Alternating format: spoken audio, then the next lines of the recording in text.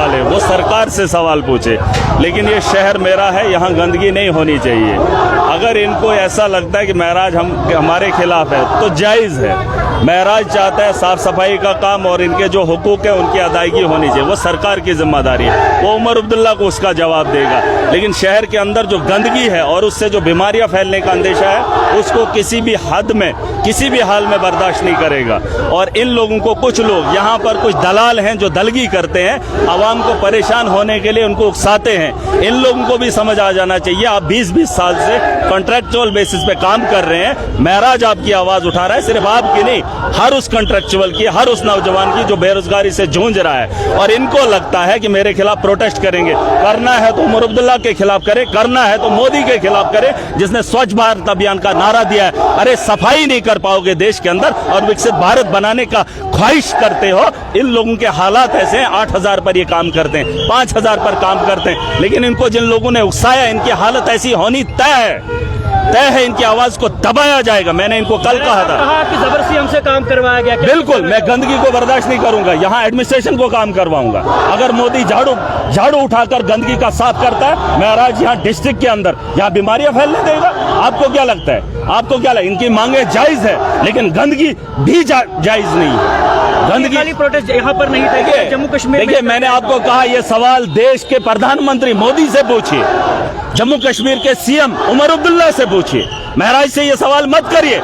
गंदगी को फैलाकर आप मेरी लोगों की जानों को पीछे पड़े हुए और इनको शर्म नहीं आती। 20 साल से कॉन्ट्रैक्चुअल, महराज को 2 साल एमएलए बने हुए, 2 साल मेरे को हुए। मैं इनकी आवाज उठाऊंगा हर उस नौजवान की देश के अंदर जो हालात है। लेकिन इसका मतलब ये नहीं है कि मेरे खिलाफ प्रोटेस्ट करेंगे। गो बैक, क्या गो बैक? ये डिस्ट्रिक्ट मेरा, ये जम्मू कश्मीर मेरा, ये देश मेरा है। मैं किसी से डरने वाला नहीं हूं और गंदगी को बर्दाश्त किसी भी हाल में नहीं किया जाएगा। मैं बार-बार, मैंने इनको कल भी कहा, सलाह दी थी कि आपका एमएलए आपके साथ खड़ा है, आप उन जगहों पे गंदगी का अंबार लगा लीजिए जहां का एमएलए, इलेक्टेड एमएलए आपके साथ नहीं है, ताकि उनके घरों तक पहुंचा दो जो लोग आपकी आवाज के साथ नहीं है। इनके हुकूक की अदायगी कैसे नहीं होनी चाहिए, ये सवाल पूछिए नरेंद्र मोदी से। जो सफाई का नोट के, जो गांधी का नोट है ना, पैसा, उस नोट के चश्मे के बगल में लिखा है स्वच्छ भारत अभियान। तो स्वच्छ भारत अभियान वाले लोग सड़कों पे अगर है, स्ट्राइक पे हैं, 8,000 या 5,000 उनको रोजगार मिल रहा है, तो ये देश के प्रधानमंत्री को समझना होगा, जम्मू कश्मीर के चीफ मिनिस्टर को समझना होगा जिनके हाथ में इक्तदार है। महराज के पास क्या है? हाँ, गंदगी को मैं बर्दाश्त नहीं करूंगा, माफिया को मैं बर्दाश्त नहीं करूंगा, दलालों की दलगी को महराज बर्दाश्त नहीं करेगा। शहर मुझे साफ सुथरा चाहिए और उसके लिए मुझे कुछ भी करना पड़े। सुन लीजिए, ये नहीं करेंगे एडमिनिस्ट्रेशन से कराऊंगा, ये नहीं करेंगे भाजपा से कराऊंगा, ये नहीं करेंगे तो एनसी से कराऊंगा। जनता को साफ सुथरा माहौल देने का वादा महराज ने किया है और पूरी ताकत लगाऊंगा। इस भरम में कोई ना रहे, किसी को इजाजत नहीं है। गंदगी को फैलाना यहाँ हमारे लिए खतरा है। और आवाम से भी गुजारिश करना चाहूंगा, गंदगी को उठाइए, यहाँ से मत फेंकिए गली चौराहों पे। मैं जब चला था यहाँ से, इतनी बदबू आती है बैगड। अगर 10 मिनट आप उस एरिया में रहेंगे, आपके बच्चों को जान का खतरा है और खतरे को मैं खुला छोड़ दूं। देखिए, मुझे इनसे मैं बार-बार फिर कह रहा हूं, इनकी समझ में अगर बात नहीं आती, मुझे कोई प्रॉब्लम नहीं। महराज जो बोलता है मैं वही करूंगा। मैं कह रहा हूं इनके साथ, अगर बैठ के बात हुई होती तो कुछ बात बैठ के मैंने इनको, अरे सिंपल, मैंने कहा आज तक इन्होंने 20 साल से प्रोटेस्ट करते आ रहे हैं, कर रहे हैं ना। मैंने इनको बोला जो एमएलए आपके साथ खड़े हैं उनके शहरों को साफ रखिए, वहां पर प्रोटेस्ट मत कीजिए। मैंने कहा जो एमएलए जिस इलाके के अंदर आप लोगों के साथ इलेक्टेड रिप्रेजेंटेटिव नहीं है, चाहे वो भाजपा के हैं, चाहे वो कांग्रेस के हैं, चाहे वो एनसी के हैं, वहां पर उनके घरों के सामने गंद डालिए, उनको मजबूर कीजिए वो मुंह खोले। ये शर्म आनी चाहिए उमर अब्दुल्ला को, शर्म आनी चाहिए मोदी सरकार को। क्यों नहीं आनी चाहिए? स्वच्छ भारत का नारा वो लोग दे रहे हैं, मेरा क्या है? अरे मेरा क्या है? साफ सफाई महराज खुद करेगा, करवाएगा पूरी ताकत के साथ। मुझे शहर के अंदर गंदगी बर्दाश्त नहीं है और अगर एडमिनिस्ट्रेशन का फेलियर रहेगा, पूरी ताकत के साथ जवाब दूंगा। कितना चलाया गया आपका? क्या कुछ? अरे यार, इनका हक है, ये मेरे खिलाफ बोल सकते, मैं इनका भी एमएलए हूं। लेकिन इसका मतलब ये नहीं है कि गंदगी की वजह से हजारों लोगों की जानों के साथ खिलवाड़ होने दो। पुतला इनका जायज है, ये गुस्सा करे, मैं मानूंगा, मैं सुनूंगा। ये अभी बोले ये पुतला जलाए, लेकिन जो चीज जायज है वो जायज है, जो नाजायज है वो नाजायज है।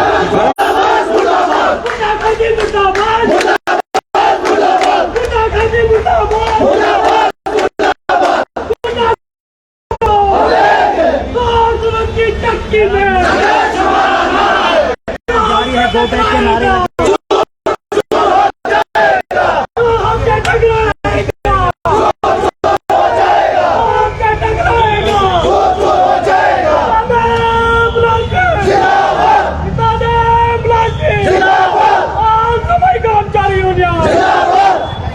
तो एमएलए महराज मल्क के खिलाफ इस समय जो नारे दिए जा रहे हैं इसके बारे में समझना चाहिए। फिलहाल यहाँ पर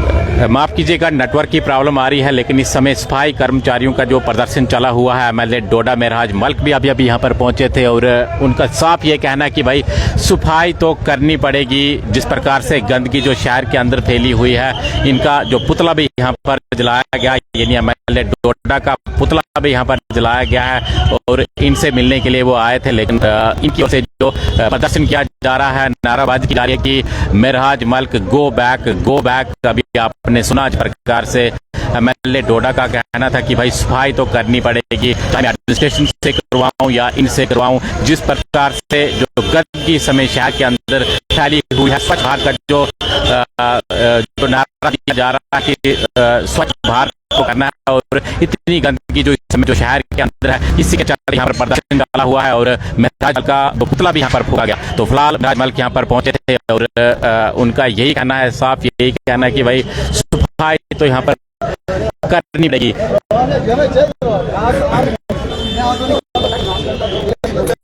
ये क्या थोड़ा बताना जरा, एमएलए यहाँ पर क्या उनका कहना था?